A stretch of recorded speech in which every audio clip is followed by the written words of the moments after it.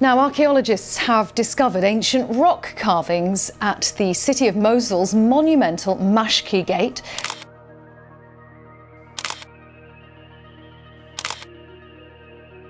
King Solomon is a name that'd make anyone sit up and listen. The Bible talks a big game about this guy, painting a picture of a king who ruled over a huge chunk of land and was so wise he could solve any problem. Imagine having a brain like that. People say he built the most amazing temple you've ever seen right there in Jerusalem, and he is the richest man to have ever lived. Even today, we still talk about King Solomon. He's that kind of legendary. And now, a bunch of archaeologists from Israel have just found King Solomon's tomb. Can you believe it? It's been hidden for over 3,000 years. So what kind of treasures and clues about the past did they find? Join us as we dive into this mystery together and see what secrets King Solomon's tomb holds. A historic discovery. For ages, people have been on the hunt for King Solomon's tomb. Some folks thought the whole thing was just a story since nobody had found it yet, but not anymore. A bunch of smart scientists and treasure hunters, led by this awesome lady named Eilat Mazar, made a mind-blowing discovery. They found the spot where King Solomon's final resting place might be, right in the city of David. Now, this wasn't Dr. Mazar's first rodeo.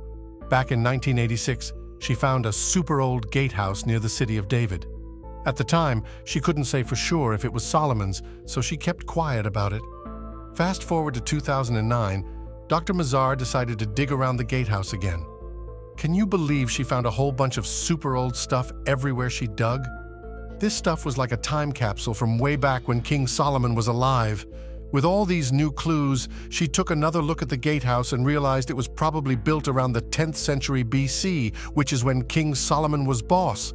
So why should we trust Dr. Mazar's findings? Dr. Eilat Mazar was no ordinary scientist. She was a brilliant mind with a deep-seated respect for the scientific method. Her favorite saying, "We must let the stones speak," perfectly captured her approach to archaeology. It was as if the artifacts themselves held the key to unlocking the past, and Mazar was determined to listen intently. Even outside the world of academia, her reputation was stellar.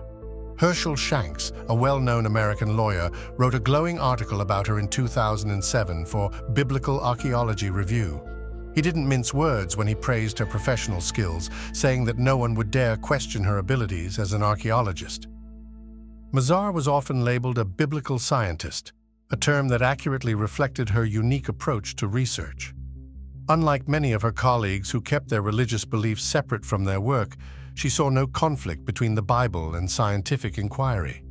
In fact, she believed that the two could complement each other, offering different yet equally valuable perspectives on the past.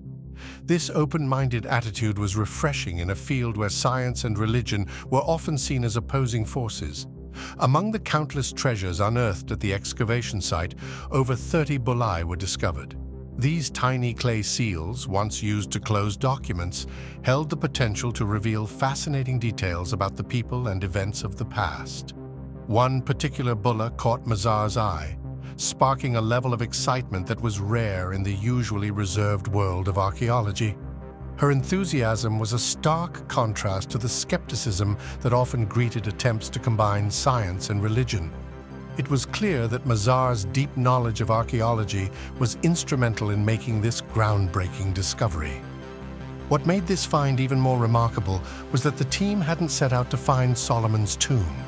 Their initial goal was much grander. They were searching for the remains of King David's palace. While digging through the oldest part of Jerusalem, they stumbled upon something truly colossal, a massive wall segment stretching over 2,110 feet. Known locally as the Cave of the Kings, this mysterious structure was shrouded in intrigue. Who built it? What was its purpose? The archaeologists were eager to uncover the secrets hidden within its ancient stones. The segment they uncovered included a gatehouse, a corner tower, and a royal structure. The segment they uncovered included a gatehouse, a corner tower, and a royal structure. The archaeologists were stunned by the wall's size, suspecting it might be part of an even grander building like a temple or palace. They were thrilled at the possibility that this structure was connected to King Solomon's reign. Radiocarbon dating indicated that the site was from the period when King Solomon ruled. Dr. Mazar noted that this was the first time they had found a structure from that era that could match the descriptions of King Solomon's buildings in Jerusalem. But could this have been built by another king and not Solomon? So why is she so sure that it is Solomon's? Well, Dr. Mazar explained that there weren't many kings from the 10th century who could have built such a structure. Essentially, it could only have been David or Solomon. According to the Bible, King David, known for his battle with Goliath, was the father of King Solomon, who is credited with constructing the first temple of Jerusalem on the Temple Mount. Ceramics discovered near the wall helped date the structure to the second half of the 10th century BC, which was the era of King Solomon. Near the gatehouse, they found large earthen water storage vessels, one of which bore a Hebrew inscription indicating it belonged to a high-ranking government official. Other finds included figurines typical of 10th century BC Jerusalem, such as four-legged animals and large-breasted women, likely symbolizing fertility. Moreover, archaeologists found jar handles with inscriptions mentioning the king and various Hebrew names. This makes the discovery even more fascinating and important. The historical and archaeological value of these finds cannot be overstated, as they provide a deeper understanding of the period and its people. The monumental goal of uncovering King Solomon's temple. Finding King Solomon's temple has been a big dream for archaeologists for ages. It's like searching for a legendary treasure chest filled with history.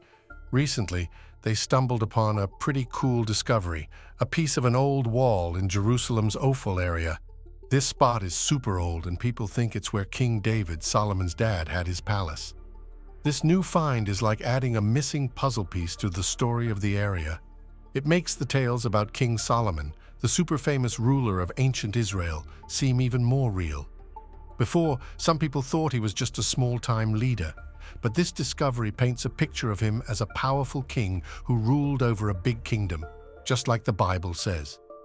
The city of David, named after Solomon's dad, is thought to be the oldest part of Jerusalem. It's like the city's grandparent. People believe this is where King David set up shop after kicking out the Jebusites who lived there before. Lots of cool old stuff has been found here, giving us a peek into Jerusalem's early days. The city of David, also called Wadi Hilwe, is a really important archaeological site. It's like an open book about what Jerusalem looked like thousands of years ago. This place is packed with history, from super old walls to fancy stone buildings. It's like a time machine that takes us back to the Bronze and Iron Ages. One of the coolest things ever found in the city of David is the Siloam Tunnel, which people also call Hezekiah's Tunnel. It's like this super old, super smart way to bring water into the city. You won't believe how clever the people who lived in Jerusalem back then were. We used to think King Hezekiah built it, but some new digging around says it might be even older than that. And guess what else they found nearby? A Roman-era pool called the Pool of Siloam and a really neat set of steps. Today, you can visit all these amazing old places because they're part of the Jerusalem Walls National Park. It's run by the Israel Nature and Parks Authority, but the I.R. David Foundation is in charge of the day-to-day stuff. You can find this park in Wadi Hilwe, which is kind of like an extension of the Silwan neighborhood in East Jerusalem. There's also an Israeli settlement close by. It's a pretty important place for archaeologists to learn about the past. The quest for royal tombs. Another cool thing they found is a huge stone building that some people think might be the leftovers of King David's palace. If this giant building really is connected to David and Solomon, it shows just how important the city of David was back in the day when they were kings. It was like the center of power and running things. Even though they've made some amazing discoveries and found really important stuff lately, archaeologists before them had a tough time finding any royal tombs for Solomon or the kings after him. There are a few reasons why those old king tombs were missing in action. Maybe the city of David is just so big that they haven't looked everywhere yet, or with all the wars and crazy stuff that happened in Jerusalem over the years, the tombs might have been destroyed or really messed up. It's possible they're buried under newer buildings. But these challenges didn't stop archaeologists from hunting for those royal tombs. They knew how important it would be to find them because it would tell us a lot about the kings of ancient Israel and how they did things back then. Discovering those tombs would give us a peek into how they ran the country and what they were like as people. It would be like finding a treasure trove of information about life in ancient Israel. Even though they haven't found the tombs yet, the stuff they have found in the city of David is still super cool. The mysteries of Solomon's tomb. Before Dr. Mazar came along and shook things up, people had been scratching their heads for ages about where King Solomon might be buried. Some folks thought his final resting place was hidden under the Temple Mount, a spot that's super important to Jews, Christians, and Muslims. Muslims call it the Haram al-Sharif, the noble sanctuary, and it's where they believe the Prophet Muhammad took a magical nighttime trip on a flying horse. That incredible story is why the beautiful Dome of the Rock is there. The Temple Mount has had a wild history. Everyone from the Jebusites to the British has wanted a piece of it. It's a tiny place, but so much has happened there. Imagine trying to dig up secrets in a place where everyone's been fighting over for thousands of years. That's what archaeologists had to deal with. The people in charge of the Temple Mount for Muslims, called the Waqf, weren't too keen on digging around, saying it was disrespectful to a holy site. So, while some adventurous Europeans poked around in the late 1800s, and the British did a little digging when they were fixing up the Al-Aqsa Mosque in the early 1900s, no one really got a good look at what was underneath. It was like trying to find a needle in a really big haystack. Even if Solomon's tomb was down there, it could have been anywhere. Without a proper search, it was all just guesswork. Old stories and writings talk about burying important people near the Temple Mount. They say kings like Solomon might be buried close by. And since Solomon's temple, a big deal for the Israelites, was built right there, it made sense that his tomb would be nearby. Plus, some ancient texts mention secret tunnels and rooms under the Temple Mount, which sounds exciting, right? But without being able to explore those places, it's tough to say if any of it is real. For centuries, people have been fascinated by the story of King Solomon, the legendary ruler known for his wisdom and wealth. A big part of this fascination is the enduring mystery of where he's buried. Archaeologists have been carefully poking around the Temple Mount for ages, hoping to find Solomon's final resting place. It's a delicate job because they want to protect the historical importance of the site. They've discovered some really cool old stuff, but no luck finding the king just yet. Imagine the excitement if they did. It would be a huge deal for history buffs and religious folks alike. But the search isn't limited to the Temple Mount. Some people think Solomon might be buried on Mount Zion, which is linked to King David. However, there's been a bit of a mix-up. King David is actually buried in a different part of Jerusalem, not Mount Zion. Archaeologists in the early 1900s found some stuff they thought might be royal tombs, but we now know that's where David is. So that theory about Solomon being on Mount Zion doesn't really hold up. There are even crazier ideas out there. Some folks believe Solomon's body was whisked away to Ethiopia and buried in a secret spot. They point to some old Ethiopian stories about having things that belonged to Solomon, like his crown and throne. Another idea is that Solomon might not be buried at all. Maybe he was cremated or something. It's all pretty wild speculation, really. So where is Solomon's tomb? Nobody knows for sure. Maybe one day we'll find out, but until then, the mystery lives on. Another interesting place archaeologists are actively trying to decipher is Zedekiahs Cave, secrets of Zedekiahs Cave. Way down under the noisy, busy streets of Jerusalem's old city, there's a secret world full of mystery and old stories. Imagine a place hidden in the dark with walls that whisper tales of ages gone by. That's Zedekiahs Cave. People also call it Solomon's Quarries.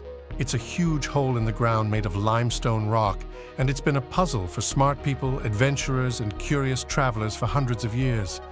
Legend says this giant underground space, big enough for 5 city blocks, was a hideout for King Zedekiah, a ruler from Judea in the 6th century before Jesus was born. When the Babylonian army was trying to take over Jerusalem, the story goes that King Zedekiah ran away to hide in the cave. A famous storyteller named Rashi tells a super exciting tale about Zedekiah's escape. He says the king hid in the cave and ran through its twisty tunnels towards the plains of Jericho. As Zedekiah was sneaking through the dark, something amazing happened. They say God sent a deer to run above ground, leading the soldiers who were chasing the king right to the cave's exit just as Zedekiah came out. That's how they caught him and made him blind. This spooky story makes the cave even more interesting. But it's the connection to the Freemasons that really gets people talking. The Freemasons think Zedekiahs Cave is a special place and that it was where the Knights Templar used to meet. They believe the cave has secret symbols and codes that hold the group's hidden knowledge, but there's no real proof for this idea. Debunking myths. Before folks started digging around, there was a lot of guesswork about where to find Solomon's final resting place. Archaeologists, scientists, and history buffs alike had their own ideas. Many pointed a finger at Mount Zion, a hill in Jerusalem closely tied to the city of David. They thought this might be the royal graveyard for the Davidic dynasty, including the great King Solomon himself. But here's the thing, they were barking up the wrong tree. It's a common misconception that King David is buried on Mount Zion. Nope, that's not right. His actual tomb is actually in the southeastern corner of Jerusalem's Old City, just below the Temple Mount.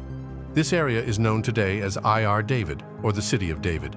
The Bible, in the book of 1 Kings, chapter 2, verse 10, tells us that David died and was put to rest in the City of David.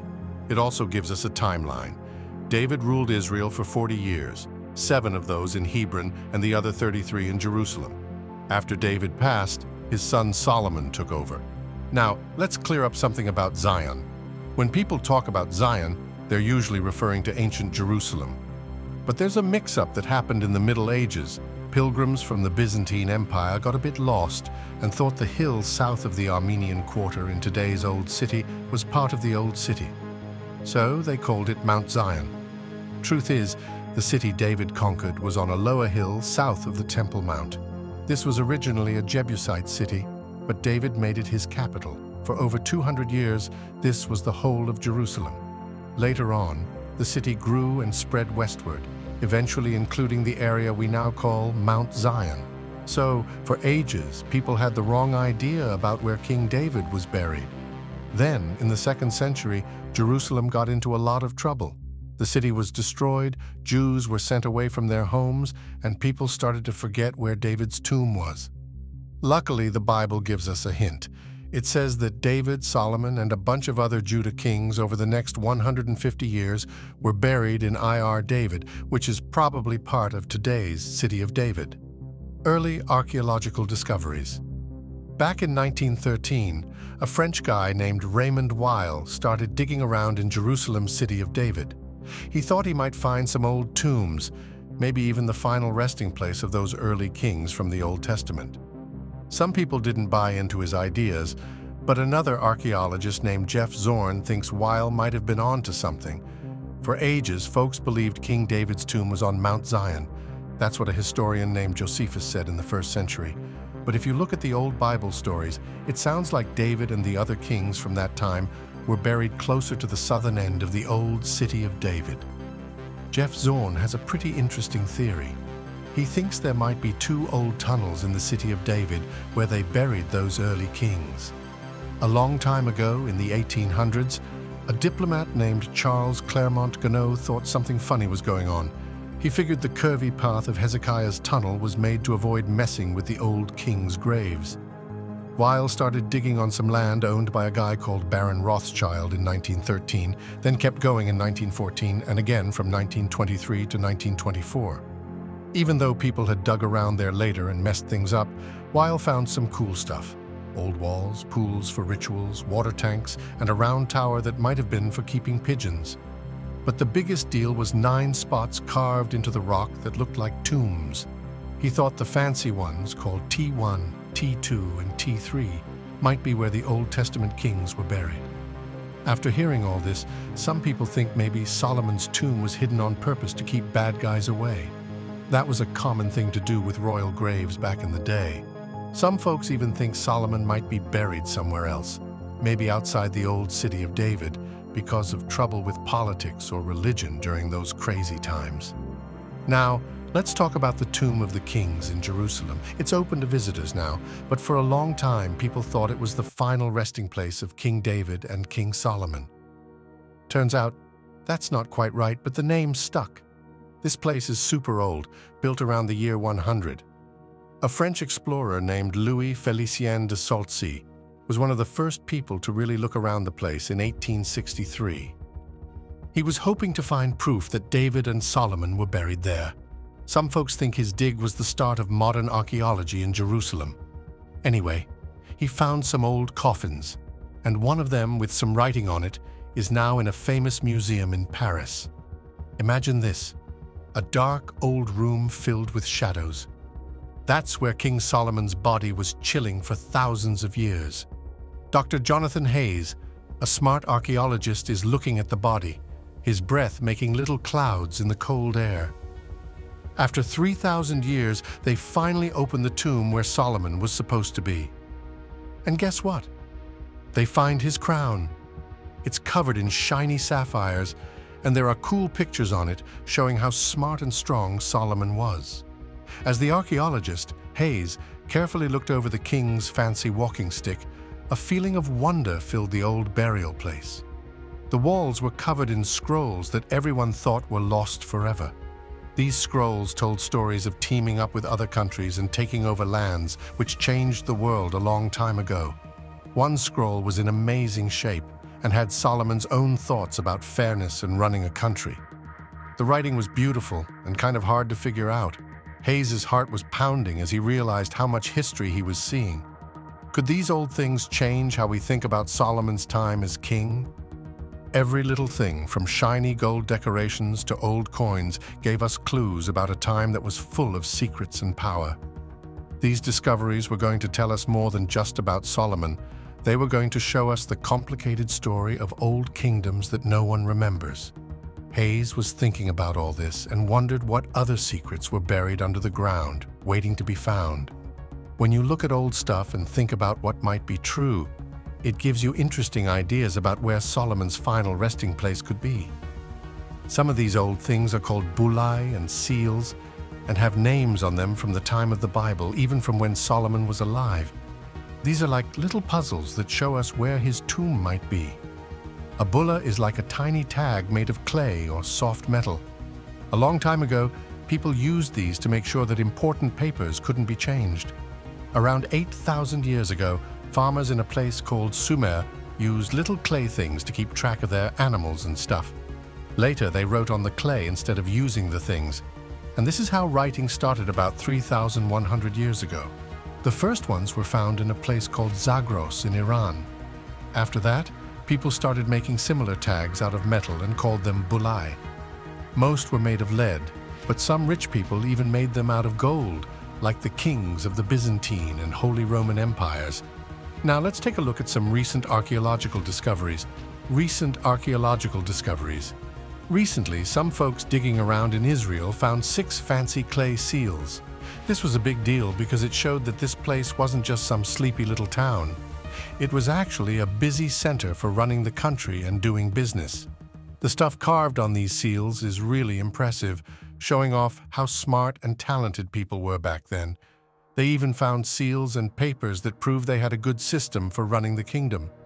Imagine if they found King Solomon's tomb. It would be like finding a treasure chest full of history.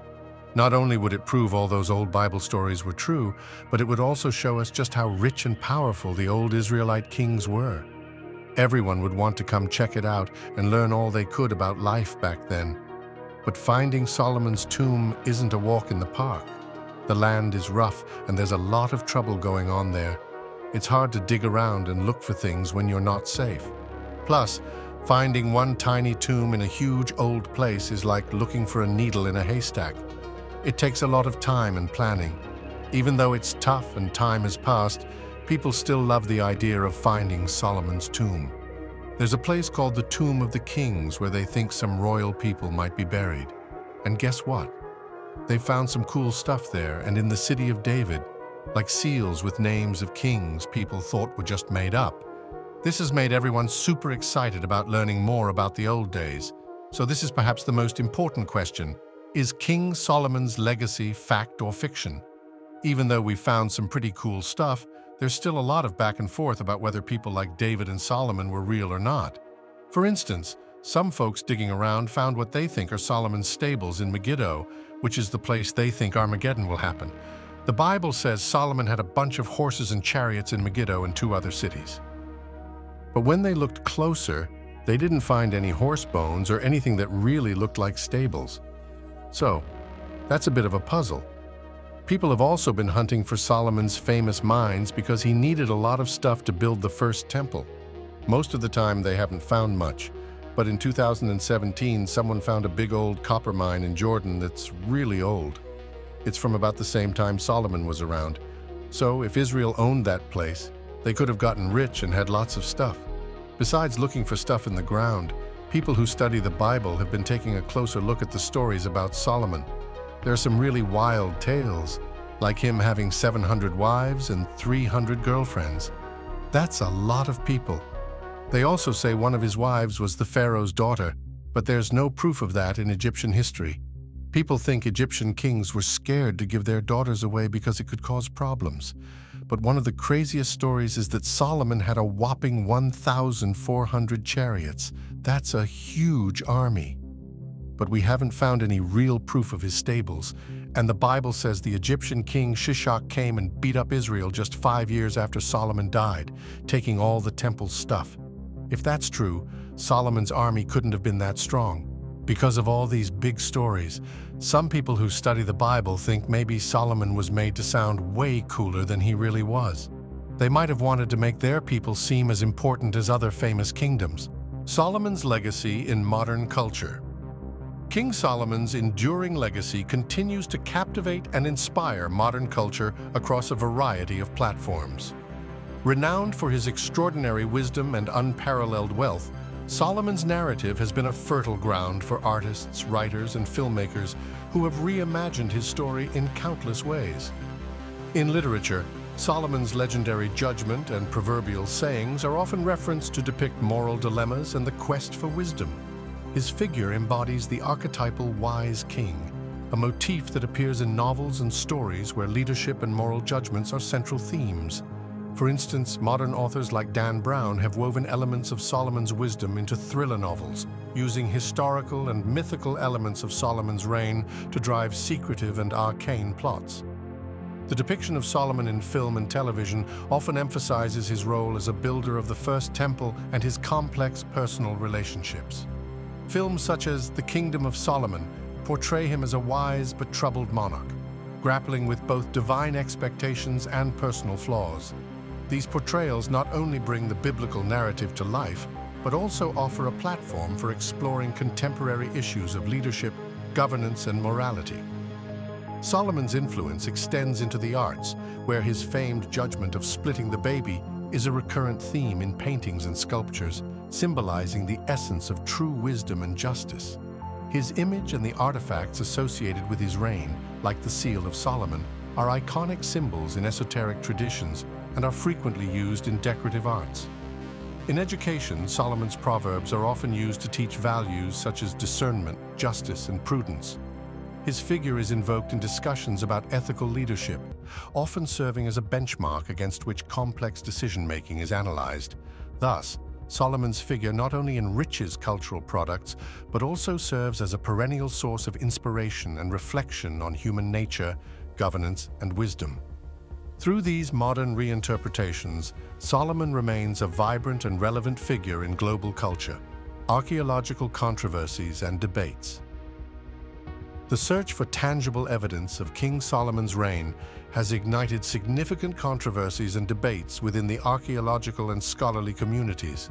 The challenge stems from trying to reconcile biblical narratives with physical artifacts, often leading to heated debates over the authenticity and interpretation of findings. One major point of contention is the dating of structures and artifacts that are claimed to be from Solomon's era. Techniques like radiocarbon dating and stratigraphy provide data that can either support or contradict traditional biblical chronology. For example, the dating of fortifications at sites like Megiddo, Hazor, and Gezer has led to disputes about whether these truly correspond to Solomon's reign or belong to later periods. These discussions are not just academic, they have significant implications for understanding the historical and cultural context of ancient Israel. Moreover, the intersection of archaeology with political and religious beliefs adds layers of complexity to these debates. Excavations in politically sensitive areas like Jerusalem are fraught with tensions, as findings can influence territorial claims and cultural heritage rights. The involvement of various stakeholders with vested interests means that archaeological undertakings and their interpretations are frequently scrutinized and contested. Another area of controversy involves the methodology of archaeological research itself. Critics argue that some archaeologists might be influenced by a desire to confirm biblical stories, which could lead to biased interpretations of the evidence. This has prompted calls for a more rigorous and scientifically detached approach to biblical archaeology. Despite these challenges, the quest to unearth Solomon's historical footprint continues to fascinate and provoke. Each new discovery potentially shifts the understanding of his reign and its impact on the region, ensuring that Solomon remains a central figure in both the scientific study of the ancient Near East and in broader cultural and historical discourses. So, what do you think about this? Let us know in the comments section. Thanks for watching. If you enjoyed this video and want to see more fascinating stories and facts, be sure to subscribe to our channel. See you in the next video.